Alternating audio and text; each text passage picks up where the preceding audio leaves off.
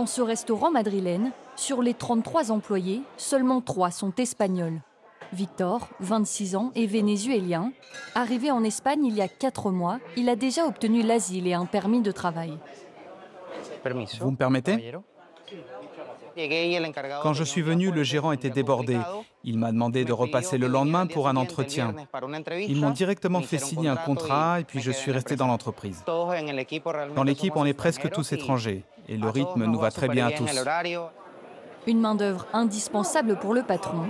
Tout va bien par ici ? Depuis plus de 10 ans, il peine à recruter des Espagnols qui ne veulent plus de ces postes aux horaires tardifs et salaires modestes. Travailler dans l'hôtellerie tous les jours, c'est trop de sacrifices pour eux. C'est trop d'heures de travail.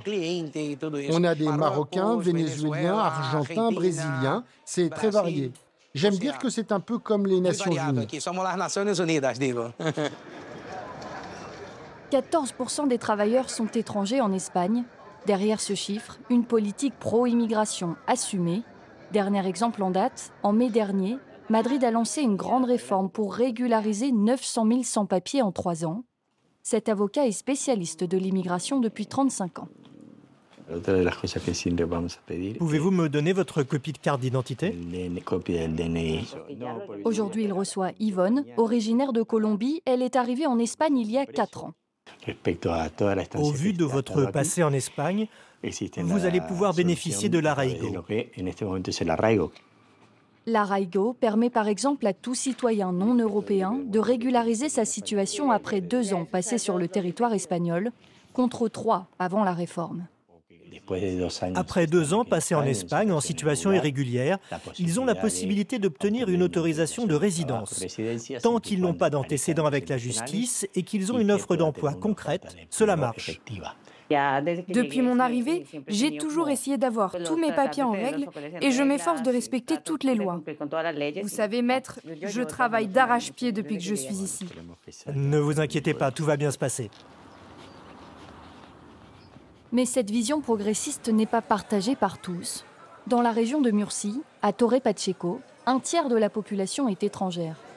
Une ville agricole de 40 000 habitants où de violentes émeutes anti-migrants ont éclaté en juillet dernier, suite à l'agression d'un sexagénaire. Attisés par des groupes d'extrême droite, les violences ont secoué la ville pendant plusieurs jours.